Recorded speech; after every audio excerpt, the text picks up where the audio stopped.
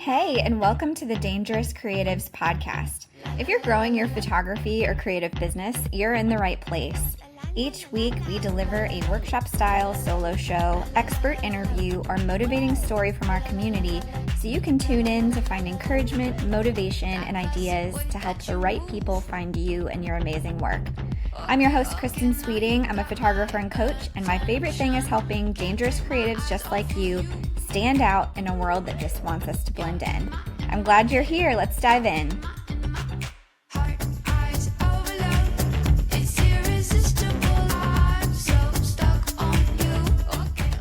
Well, hey everyone, and welcome back to the Dangerous Creatives podcast. I'm your host, Kristin Sweeting, and I'm so excited to have my friend Ben Finch on the show today.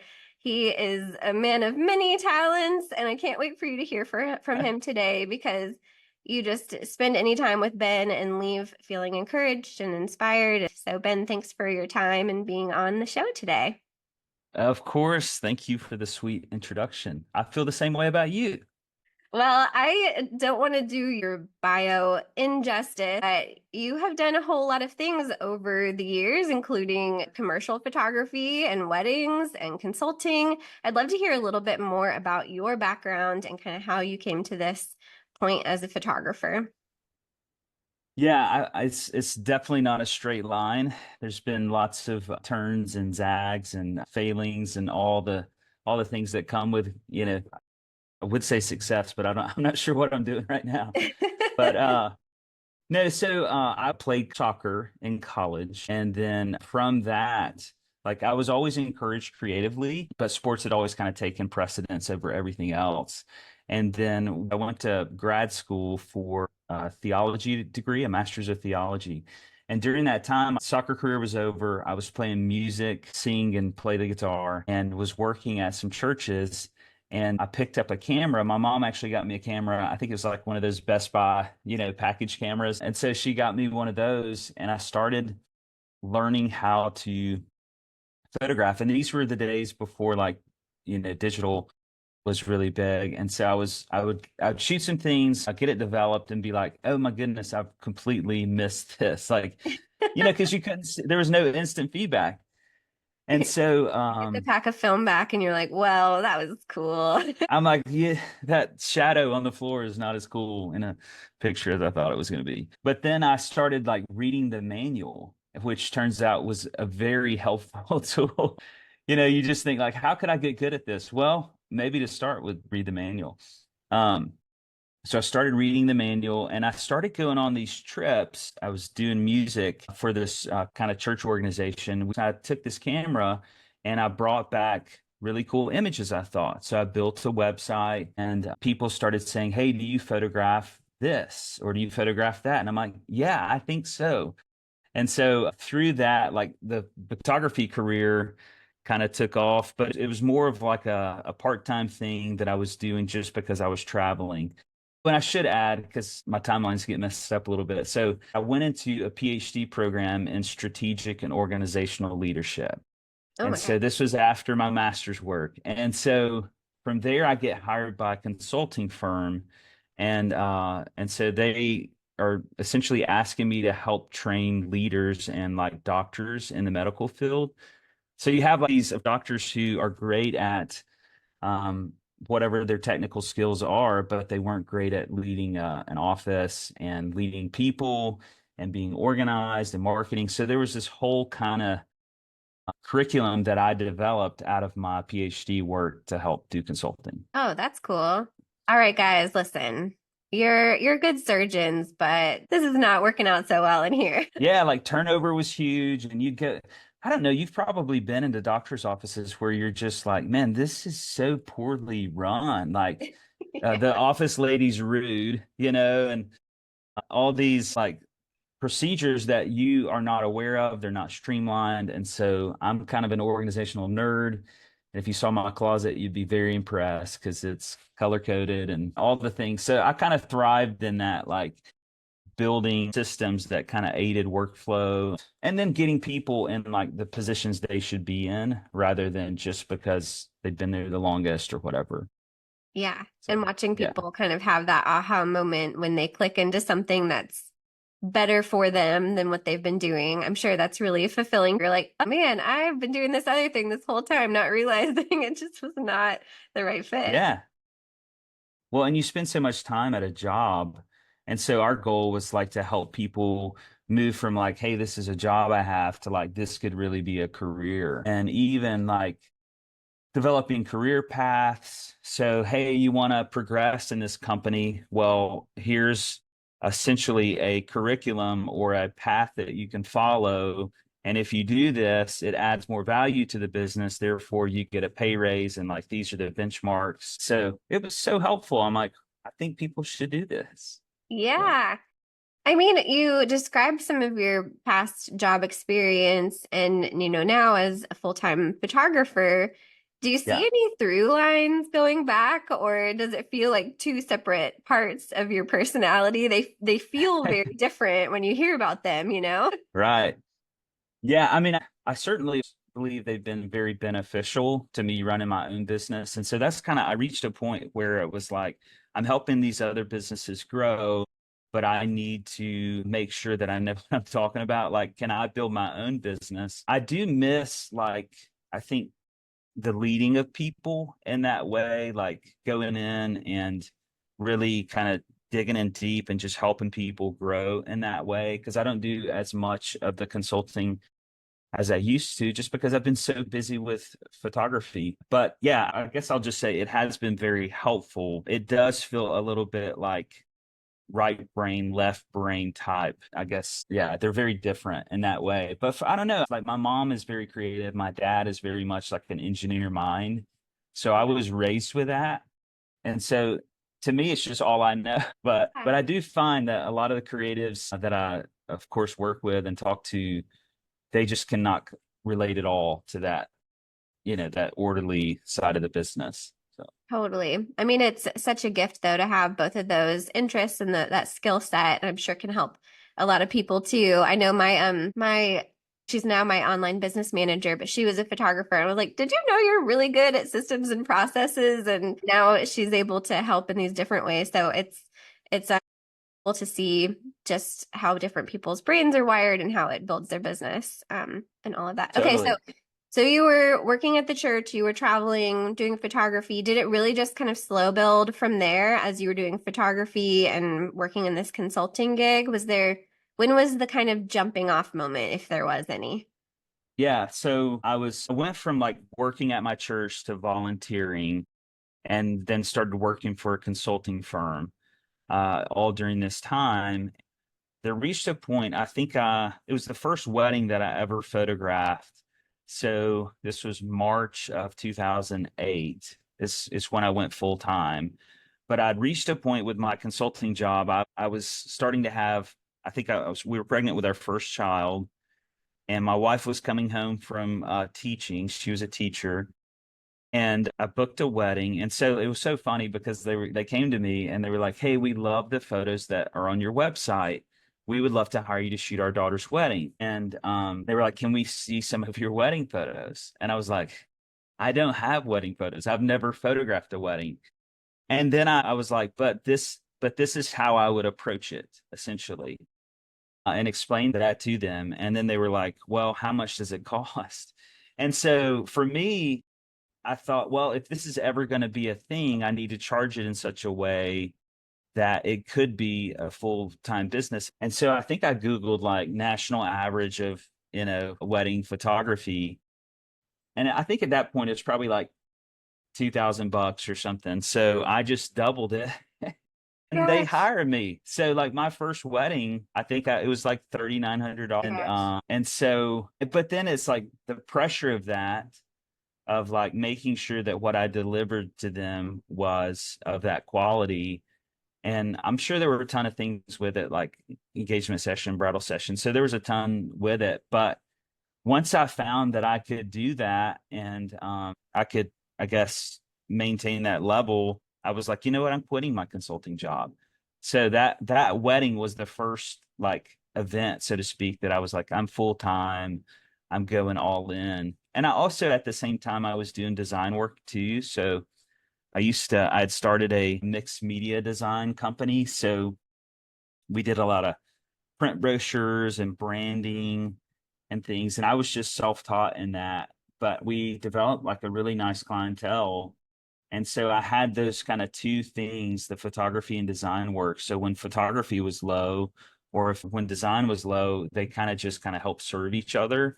And then it reached the point where photography was it was so busy. I was getting so many inquiries, and the design work is so back and forth. So like you design something, you present it to the client, and then of course they have revisions and all these changes. And it wasn't that way with photography. Yeah. So I was like, I'm just going to do photography. This Oh, is way too much back and forth. So at some point along there, I was like, forget the design work. I'm all in.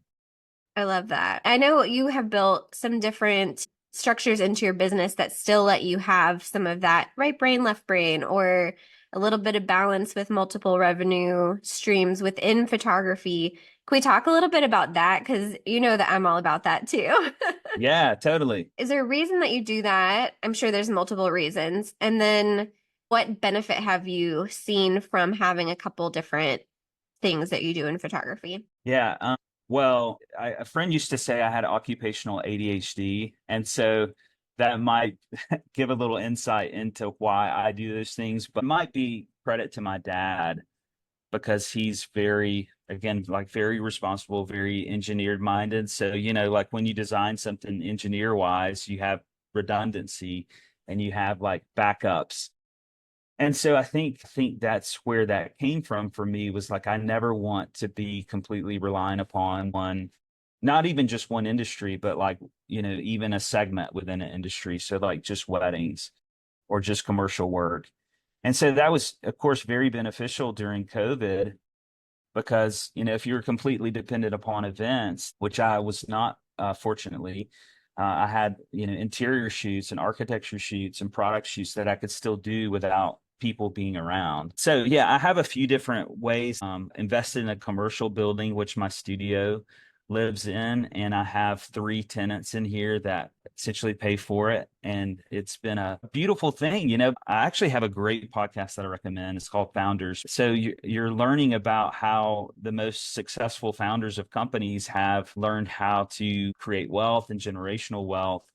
And so if we're completely dependent upon our performance, Kristin, and us showing up to things, then either we'll burn out or we just have to charge so much that we only do like a few things a year. But I never wanted to be completely reliant upon things like even health, or you know how it is, like you're booked for something and you're contracted for years in advance. But what if you're not feeling good? Or what if, things are not going well physically or whatever, or you're having family things? I mean, it's endless. So I just never wanted to be completely reliant upon one thing. Yeah. Um, No, I think that's super smart. I mean, it's like a lot of McDonald's money came from real estate, not from the burgers, yeah, like, yeah, they're more of a real estate company than a restaurant, is what they say. yeah, which is wild. It's wild to think about that. And yeah, I think about the same thing with my business. And just on a more emotional note, too, if I was putting everything on weddings, if one person doesn't book me, I feel the emotional weight of that way more than I think Yeah, is healthy. yeah, that's a great point. It really is. And I feel like it's given me confidence to say like, hey, these are my prices by being diversified. So there have been a few guys I've talked to about this, and like John Dolan and I actually were talking about it. He's like, Ben, most people are not getting your day rate for commercial work. That's just not normal. And it's like, well, I've worked so hard for my commercial work to be of such a quality that, it's like if they can't afford that, then there's somebody else for them and we can refer them. And same with weddings. And so it does give you a confidence that like, hey, work's going to come in and I don't have to say yes to everything. I don't want my family to suffer by me being gone all the time, which it did for a while. I mean, I was not great at balancing. And, when you're first building a company and you're taking everything that is possible, I think it takes a lot of experience and maturity to just say, you know what, I can't be everything for everybody. And these are good opportunities, but they're not my opportunities.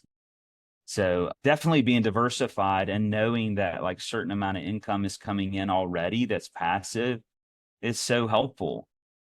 it's empowering. Yeah, totally. This brings up another question for me because I know for a lot of creatives and photographers, raising prices is really scary and they're afraid to ask for it or afraid that someone will be upset by it. Is family one of the things that has given you that confidence to do it, or what kind of goes into your head when you're making that scary proposal or pitch or whatever? Yeah, I mean, I definitely think family's part of it because I still have 4 kids. My wife's name is Joy, and then I have a 16, 15, 13, and almost 10-year-olds. There's one girl in there, she's my 13-year-old. But I think part of it is they don't care if I'm a photographer. Like, they're so proud of me, but first and foremost, like, I'm just dad, or I'm just Ben, the husband. And so I think there has to be something that releases you a little bit from the identity of your work. And then also this idea of, you know what, I'm going to do a great job, and and like, that should be enough. Like, I don't have to win everything. I don't have to be picked for everything. And I think there's just this trust of, like, well, at the end of the day, like, do good work and stuff that I'm proud of, and the right clients will come. And the ones that I'm so nervous about, or I know for me, like, I've sent out some really big proposals this year. A few of them I have not gotten. I've gotten a few. So it's like, I don't need all these. I really don't. Yeah. So, and then also, like, I think there is a sense of, like, putting your work out there and having people in the industry you trust who can say, hey man, like, I really like this. Or, so there is confidence that comes from people who are performing at a really high level, who can give you feedback. So I'm a huge fan of, like, just getting feedback. And so I have, like, a trusted group of people who will give me that kind of creative feedback and say, hey, like, it looks like you shot with one lens the whole wedding, or, and I'm like, oh yeah, I probably did. Because I love that. And it's like, well, hey, maybe you should switch that up. And so those types of feedbacks and those types of frank conversations give me confidence too, that they're saying, hey, if I'm not shooting this wedding, I think you should shoot it. So kind of inter industry collaboration. Yeah, having that feedback, having close peers, I think is good too. I think when you're too solo in something, we don't Yeah. see what's possible. We don't see what we're good at. I think all those things are really powerful to find that group, and cool that you have that. Yeah, and there was an author who said, like, self-perception's like looking at yourself in a carnival mirror. One of the kind of questions I like to ask people when they're trying to, I guess, be more self-aware of what they're good at is, like, hey, find like 3 people you're really close to, and then have them describe you in a few words. Or, and you can always do kind of questions like that, but, like, kind of help you hone in on things that you're not, I guess, you don't see in yourself. Because I'm the worst about self-awareness. So I need people speaking into my life who are saying, Ben, you're really gifted in this area, or I love the way you see things in this way. And so then I can really kind of double down on those a bit, Yeah, strengthen them. totally. I love that. With the architectural photography, commercial photography, do you have some favorite projects that you've done or opportunities that you're like, I was so excited to do this, or this is something I'll kind of take with me on the commercial side of things?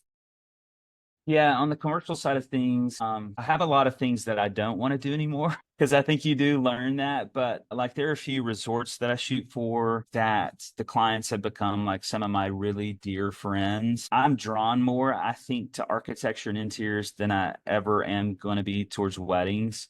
Now, I still want to shoot weddings. I'm not saying, like, don't hire me for weddings, but, Yeah. like, I'm not reading magazines about women's fashion or their shoes or jewelry or anything like that.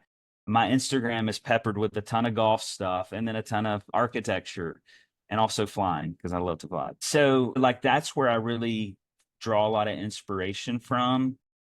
So there's been some projects I've shot overseas in India and Belgium that I think about a lot. Like, I'm drawn to, like, the way that they look. And but I don't know if I have, like, a very specific one that I can go to as far as commercial goes. Yeah. Totally. Is there ever anything that you've shot that you don't show, or anything on the commercial side that you do, but like it's not on the portfolio, it's not on the website, you'll never see the light of day, but you've taken the Yeah. project because you needed it, anything like that? Yeah, some of my biggest money makers nobody ever sees. And that's intentional because it's not that I don't want to show it. It just doesn't fit with what, people see of my work. Um, yeah, I shared at Hybrid last year. So there's this like outdoor kitchen company, grill company that I shoot for. And I think people would be so confused if they visited my website and saw a bunch of stainless steel grills all over. But like I had this company reach out and say, hey, we don't know anybody who can shoot like this highly reflective material without it looking a certain way, and like are you able to do that? And I also have a client who produces a lot of like precious metals for NASA and for aerospace and Boeing and stuff, so I had a little bit of portfolio for that. And so I started shooting this one grill company and found that like, hey, I can totally do this. I can shoot for this company in a day and make a great day rate. And so there's a lot of things like that. I used to shoot a ton of real estate. I don't really shoot real estate anymore, but it was one of those things of like, I don't ever want people to see this, but it pays the bills, Yeah. and I told my wife when we first started, it's like, hey, I'm going to start this business and I'm going to go all in, but like, I'll deliver pizzas if I have to. I feel such a responsibility to provide for my family and to take care of them. And so, of course, there's work I'm going to shoot. There's annual reports I've shot for Blue Cross Blue Shield and different companies that it's like it doesn't fit the look that I'm showing on my Instagram or website, but like they're really well-paying jobs. And like, do you know how much a 16-year-old boy eats? I mean, it's unreal. Like I have to take some jobs sometimes that I don't want to show. Yeah, no, totally, totally. I think everyone does. You can still niche into something or a specific aesthetic and still take projects. I think that's like so freeing for people to hear that, like, yes, you can Right. take it. No, you don't have to post everything that you do. It's okay. Yeah. I always say just post the stuff you want to do. Like, and I don't, and I, first of all, I'm very bad at posting things. Everybody's like, I see you everywhere, but you never post about it. I'm like, yeah, I'll get around to that, which I probably won't. But yeah, it's like, people aren't hiring me to shoot their things so that I'll post them. And then even like most of my clients, commercial and wedding, I want them to be the ones to post. Like I feel like we're serving them. And so for me to like be so eager to post it can take away a little bit of the energy. And then there's a lot of NDAs that I shoot for as far as weddings. And it's like, well, it's not it's not mine in a sense. I mean, I own the photos, but it's like the glory or the hype or the excitement really should be for them and not me. So Yeah, yeah. What about on the wedding side? Do you have any wedding highlights or moments where you're like, okay, career highlight for sure? well, Kristen, yeah, I think so there was this you ever heard of the White House? So Like the real White House? like the real White House. Just humble brag right there. Well, some of my friends, oh, and this is another like a commercial group, but like they last year they got asked to decorate the White House and like did this incredible job. And so Dr. Biden invited them back this year. And so they're a huge deal. They do collaborations with Neiman Marcus and all these different companies. Glitterville is their company. That's another thing. Like I shoot their catalogs, but I'm not posting holiday ornaments and things like that. Yeah. But they're some of my favorite people. But yeah, so was it 2 years ago, November? So I got asked by my dear friend Corbin Gherkin to help her photograph the Biden wedding. So Naomi Biden, she got married at the White House. And so I flew in and we had like a walkthrough at at the White House, followed by a reception at this art museum across the street. So it's like a long day. And I'd actually had like the week of my life. So I photographed a professional baseball player's wedding the weekend before, was shooting an event for Hilton the week leading up. So I'm photographing Katy Perry and Paris Hilton and Oh my Magic gosh. Johnson and all these people, and it was such a blast. And then she was like, "Hey, I need you on the White House wedding." So if we do the walkthrough, we go to the art museum for like the welcome dinner. And so we're really hungry. It's been a long day. And so part of the photography team goes back to the hotel. We're staying at the JW Marriott, kind of just across the street. And so left at the White House was me, Corbin, and John Dolan. So the photography team that is at the hotel orders us food. So we get back and it's really late and it's like nothing's open, but they had ordered us food. So we sit down and they ordered me a burger and I take a bite. Okay. And it is like purple. It's not even red. It's like purple. But I'm so hungry and nothing else is open. And then we're shooting the White House wedding the next day. And so I eat it. Well, they ordered Corbin the same thing. I didn't know it, but she didn't end up eating hers. And then the next morning, I wake up and I was like, I'm not feeling very good. And I thought I might be nervous because of, we're shooting the White House wedding. And so I kind of brush it off. Well, we're also having to get COVID tested this time. So it's just it's kind of crazy. We go over to meet at the gate of the White House and I'm in my tux. Everybody's very fancy. And we're standing outside in the cold and you have to go through the security and get escorted on property. Well, we're standing outside and I'm like, I'm still not feeling very good. I hope we get to the bathroom soon. And so we're waiting. We probably wait for like 40, 45 minutes. And I'm just like suppressing my feelings. And then we get through security, get into the White House. I'm like, I'm not feeling well. And so we drop our bags. Well, they're like, hey, we need whoever's photographing the groom to come with me. And it was like immediately being escorted down there. So I go photograph Peter down at the tennis pavilion, which is kind of on the south lawn. So we do like group shots and getting ready shots, him by himself, all this stuff. Well, we go back in and it's this small building and there's one bathroom and there's just like, it's very kind of an open space. So I walk outside and there's like bushes kind of around it. I'm like, I need to find a place to throw up. I felt so sick. But then I'm like, there's paparazzi, there's like Secret Service. And so I go back in and somebody's coming out of the bathroom. I'm like, excuse me, I'm going to step in here real quick. Well, I go in and like when you walk in, to the right is like a chair and then a sink and then a hamper. And then there's another door that goes into like the toilet and then there's a shower. So make it in the first door, close the door. As soon as I open that second door, I throw up everywhere. No, and Ben. I mean everywhere. This is like every photographer's worst nightmare at a wedding. You feel so scared. You know what I mean? You're like, have you I ever can't been this believe. scared in your whole life? No, never. I've been in some bad situations, but this was the most scary situation. So Oh no. So I don't mean just like, oh, I threw up, but I think me suppressing it for so long, I threw up. It was like violent. Okay. Not to be too graphic on here, but just think walls, you know what I mean? Floor, walls. And all of a sudden I'm just shocked. I'm in shock. I'm like, my goodness, what have I just done? So I go into like, hey, I'm a problem solver. I was a Boy Scout. I can get myself out of this situation.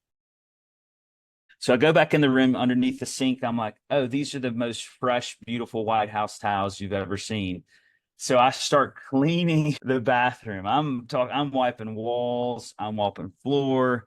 I go into the shower. I turn it on and it has one of those like shower heads that can pull off and it's connected by like the hose. And so I'm spraying the walls, I'm spraying the glass, and it won't even reach that far. So I'm kind of like fishing it and then hitting it. You're just kind of trying to get water everywhere. Oh my And God. so I'm cleaning the bathroom with these towels, and I get it pretty cleaned up. And then like I'm in my tux and I look down and I'm like, oh my goodness. It's all over my pants. And this is like a morning wedding. Like we're less than an hour from the ceremony starting when all this is happening. So I'm like, it's all over my pants. I need to take off my pants and wash my pants. So I take off, again, pleated white shirt. So I still got my bow tie on. I take off my pants. I have my socks on, put my socks back in my shoes, and I'm washing my tux pants. I'm just And then imagining the Secret Service outside of the bathroom being like, what is happening in there? Yeah. Well, then all of a sudden I hear knock, knock, knock. And I was like, oh no. So I kind of squeak over to the door and I'm like, who is it? And it's Lindsay Conklin with Larev Films. So they're the videographers. And Lindsay's like, hey man, you've been in there a while. Are you okay? And I was like, no, dude, I am not okay. I have thrown up everywhere. I must have gotten food poisoning from that burger. But I was like, because I was a Boy Scout, I packed another pair of black pants. Okay. And I'm telling him this, and I'm like, hey, so wherever we dropped off our gear on the east wing of the White House, in that room, I have this white duffel bag that has an extra pair of pants. He's like, okay, I'll see what I can do. And remind you, we don't have phones because we can't have our phones on property. And at the time, I had this really beautiful watch, but the battery had died. So I have no idea what time it is. And so I go back in, I've cleaned my pants, I've wrung them out as much as I can. And I'm just sitting there waiting. And I'm waiting. And I'm like, I think probably 15 minutes had passed. I'm like, I don't think he's coming back for me. I think he's left me. No. He's abandoned me. Not that it was his job, but I was like, where did he go? Their So timeline is ticking down. They're starting the music. So yeah, exactly. And so I'm like, I've got to get out of this myself. So I put back on my wet pants. I walk outside and nobody's there. And I'm like, okay, this is a little scary because no Secret Service, nobody was there, and you have to be escorted across the property. So I walk out and I start walking across the White House, and I finally see the Secret Service. I was like, hey man, I'm supposed to be up there. Is that okay? And he's like, yeah, go on. Well, I'm walking, and all of a sudden I see Lindsay with his like gimbal shooting the ceremony. And I'm like, he never came back for me, which, whatever. So I get back in and I change my pants. And then all of a sudden, the ceremony starts. So and actually Corbin, who had asked me to come shoot it, she looks at me. She was like, I thought you were down. Like she thought I was so far gone that I wasn't coming back. And so I did shoot the White House wedding. And so a couple hours later, after everything had finished and I had, of course, clean pants on, and I get this notification on my phone. So the ceremony ends and we go back in and we're waiting. We have to get pictures to the press, all this stuff. And we're able to look at our cell phones. And I get all these notifications. And so apparently the paparazzi pictures of the wedding, you see me on the White House steps, like on the balcony. And so all my friends are tagging me in it, although they didn't even know I was supposed to be there. And I was like, if only people knew what it took for me to get to that position. But yeah, so that's how I shot the White House. Oh my gosh. That's incredible. And also you'll never forget that story. You'll never live down that story. I'm like, this is what I'm going to be known for. And even still, if people are at the White House, they're like, I saw the tennis pavilion where it all happened. Good on you for, working that out under pressure. I feel like that sounds so terrifying, and to be like, we're going to figure it out. Well, it's your body betrays you sometimes. Things happen, and it's like, man, this is the biggest wedding of my life, probably. And I cannot believe that this is when my body decides to betray me. I think somebody was trying to take me out with that burger.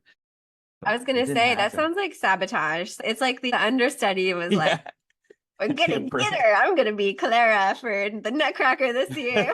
That's right. You got the lead role. I'm out of here. I got it now. That was a trip. Fantastic story. Well, thanks. Do you It's have the photo from the balcony? The epic photo, is it worth it?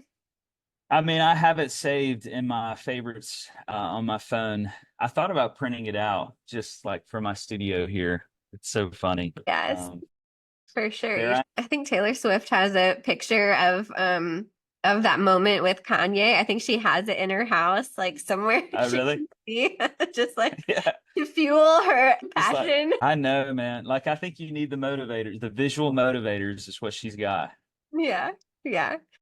Yeah, Well, that's amazing. So those are incredible highlights. What a cool thing to get to say you were a part of the White House wedding. And people didn't know, right? Your bride and groom never knew. well, I'm Figured it sure the out. housekeeper knew when she opened that hamper. You know what I'm saying? You're like leaving a note with the towels, like, I am so sorry. I was like, I am so sorry to the person who opens this. Just left you a little package. Yeah. Well, changing subjects a little bit because Okay. I know you're also really passionate about finances as a photographer and kind of having your shit together, financially. Yeah. And so, and I've seen you speak on this too, and I love the different systems you have set up. Anything that you have just like you swear by that you think is something every photographer needs to do to have a great financial life in their business? Yeah. Um, well, I tell you what, the organization method that I use changed my life. And so this is not my approach necessarily, but I'm just kind of relaying what I learned. So Mike McCallowis wrote a book called Profit First. And so I was listening to this book. I was mowing my yard. This was probably, I don't know, it's probably been 10 years ago at least. And my accountant had just called and said, hey, I need you to write a check today for like $12,000. We didn't pay enough in on taxes and you had a better year. She actually said, hey, boy, you had a good year this year. And I was like, oh, I think I know what that means. But I wasn't, prepared for it. But thankfully I had just gotten paid by a commercial client. So I had some money. But I was listening to this book and I was like, why am I so organized in every other aspect of my life except financially? And it was almost like the money comes in and you're like, great, I made a lot of money, but then you never know where it goes, right? And so it's this idea of like somebody said anxiety is fear without control or something to that extent. So there's this idea of like you're anxious because you don't have control over something. And I was like, well, I need to have control over this. And so I listened to that book and I had a friend help me set it up. But essentially, I went to my bank and set up. Now I've probably got 14 bank accounts at this place because I've adjusted his method quite a bit. But the idea is that so, like, whenever you get paid, you put all that whatever money you make, you put into one account. It would be your income account. And then twice a month, based upon a percentage, you would distribute that money into other accounts. So, like, I have like a profit account, I have a tax account, I have a sales tax account, I have an operation expenses account, I have an owner's compensation account, and then I have several like checkings, and then I have a few holding accounts. So, here's what made a difference to me the most, and I can go into more depth if you'd like.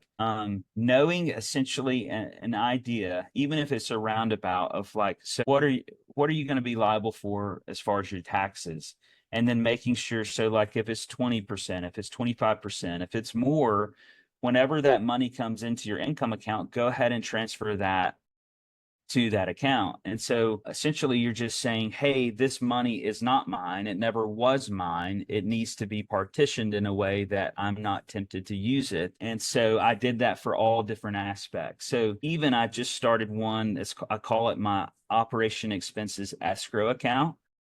And so for this, like if somebody orders an album as part of their wedding package, or I'm always going to shoot with a second shooter, third shooter, sometimes fourth shooter, depending on the size of the wedding. And then most of the time I have my travel reimbursed, but occasionally it's such an issue that we just build it into the package. So I go ahead and set all of those like fixed expenses into those accounts. because I don't want to be tempted to use money that I've, essentially contracted for somebody else, whether it's the government or people that I'm hiring. And so having that like organization freed me up mentally so much. Like the first year that I implemented it, I think I grossed probably, I think it was like $85,000 extra. And I don't know that I did anything really different. I think I just had the freedom in my mind, like the anxiety was gone because it was organized. And I think I just was able to concentrate on things. I really don't know. I'm gonna credit it to that. So I think that's spot on though, because for years I stuck my head in the sand and didn't look at my money until the end of the year. And always just yeah, kind of was like, well, I have enough. I have enough to do this. But I was so anxious. yeah, And the year I do a similar thing with the profit first system and the bank accounts. It's like you can't grow what you're not tracking. Like you can't grow what you're yeah. not watching. And so I found that to be so true that each year that I get better at it, the money grows because you like are doing the right things with it and know how to treat it and all of that. Right. Yeah. I think it's an issue of like stewardship. The wiser you are with it, there's like a payback for it. I can't always explain it, but I do think it's there. So the idea about profit first is like the profit account is what I think makes it a little unique. It's this idea that if you're running a good, healthy business, then you should get a reward for doing so. That's why you put a percentage into your profit account. And so quarterly, you use that money on whatever you want to. So you can let that grow substantially. Like my friend Perry Bell built a cabin in North Carolina, and I helped her set up her profit first account. And she goes, Ben, this is my profit first cabin. And I've been there and it is beautiful. And she's like, this is what I did with the money the profit I made from profit first. And then my friend Corbin, back to her, she built a beautiful pool. She came to me and she said, I feel like I make a lot of money and I don't know where it goes. And so I got her set up on that too. So like there's some success stories, even like saying, hey, I want this. Here's an account that can grow, whether you're putting 5% in or 10% or whatever it is into that, letting it grow. And then it's a guilt-free way of getting what you want. You know what I mean? Yes. So, Yes. What's your favorite thing that you've bought with your profit account? ooh, that's a good question. I would say it's been trips for us. So I'm actually saving right now for a big carport because when we built our house 6 years ago, we didn't build a garage. So that's where my profit money's going toward. But it's for me, it's been those little trips here and there with my family where it's like I feel like we're kind of all just a little weary. We're all kind of tired by the pace of school and just the routine of life. So we've taken little trips here and there. And I've taken my kids with me on certain things that it was like, you know what? I'm spending my profit on this. So it's been those little things where like, let me take the whole family out and we're gonna go spend the night somewhere for 2 nights. We're gonna eat how we want to. We're not gonna be worried about those things. We're gonna do some shopping and I'm gonna like bless my kids.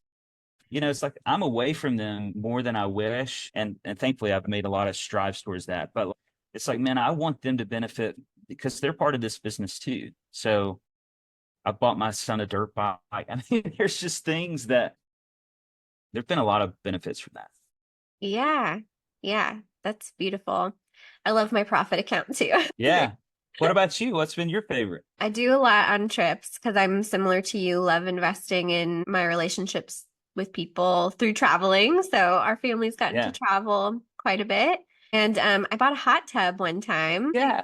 So anyway, the first time I bought one, I was like, my business just bought me a hot tub. Or, it was so fun and it felt so like naughty in a way, but like I had been saving for it. I was so Because I proud of it can. Yeah. because I can. The other question I had is, do you pay yourself the same amount every week or every month? Like, do you have a set paycheck for yourself? I don't. I know that a lot of people do, but I do not. Now, there are times where, like, I will, if I have a certain amount in my checking account, I won't immediately put it into my checking account. I'll put it in like a savings or I'll put it in something that'll grow a little bit. But no, maybe I should. I'm not sure, but I do think there's this sense of like, I am motivated by that, Yeah. by the extra money. It's like, hey, you know what? This is exciting for me. Part of the reason I got out of, not that I was ever in a very traditional work situation, but I never wanted to have a ceiling over my head. And so for me, I think if I took the same amount, it might feel like a ceiling over my head. Totally. Totally. Unless you just increase your profit amount that you transfer. Yeah, that's true. Yeah. I know how much your family means to you and you've gotten to bless them so much with your business. Are you doing anything else with your kids? Are they doing any work for you, or are you using your business to financially help build their future or anything like that? Yeah. So one thing I do, because they do help me, they've carried a ton of bags. They clean the studio occasionally. They've learned how to edit. So depending upon their age, they have been much more helpful. Now that I have a 16-year-old, I'm like, buddy, you're driving. So wherever I need to go, you get to drive. But yeah, so they're employees of mine, and I pay them.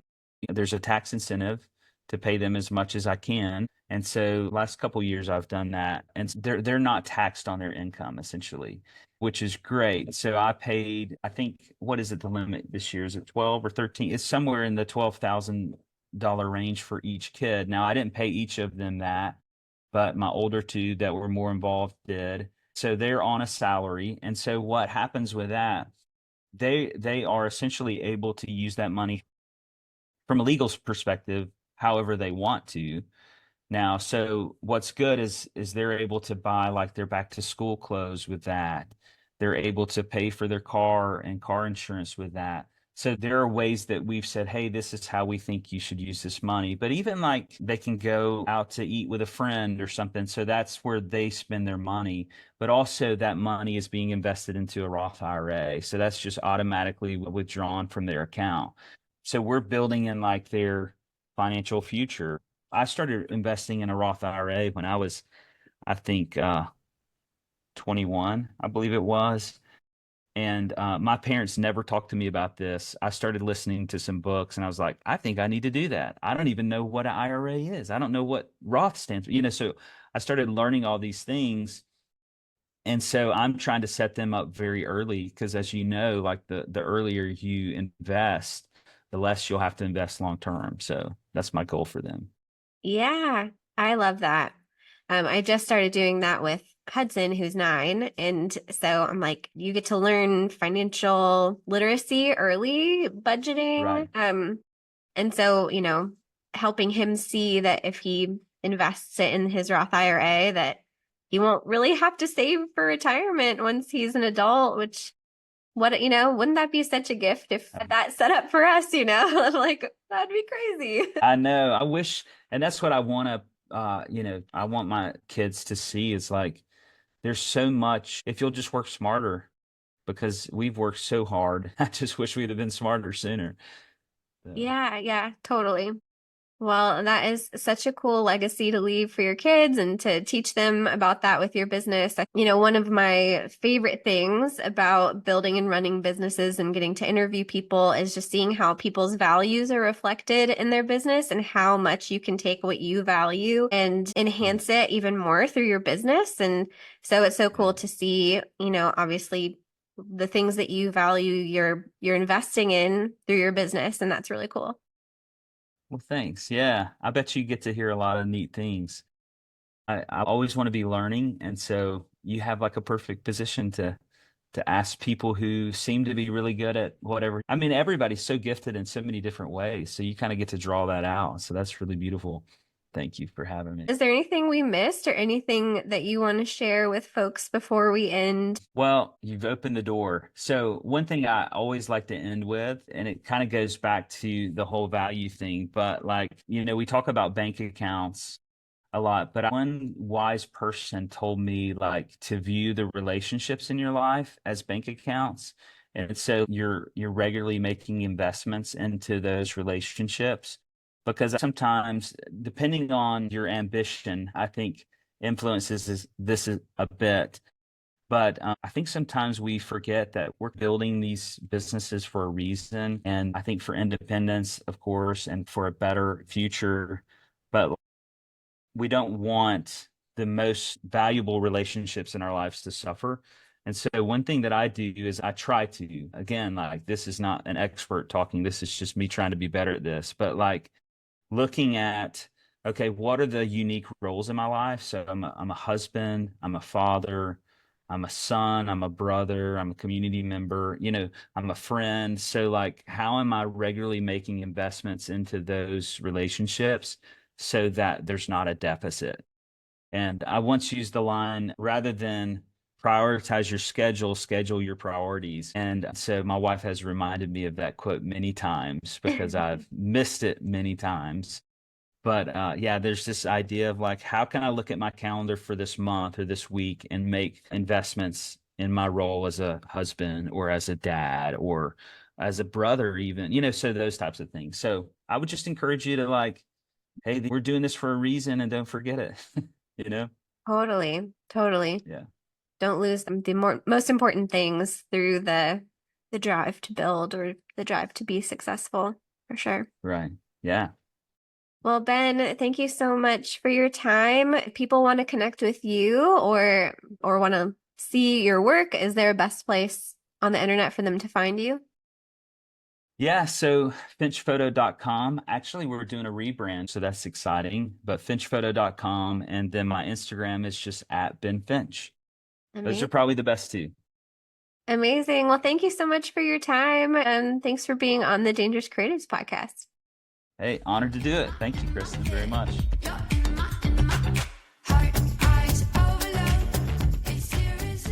Thanks for listening to today's episode of the Dangerous Creatives podcast. Check out dangerschool.com to join our community and support the show. Thanks to our team, Jen Madigan Creative, for producing, and to Fire Choir for our intro music.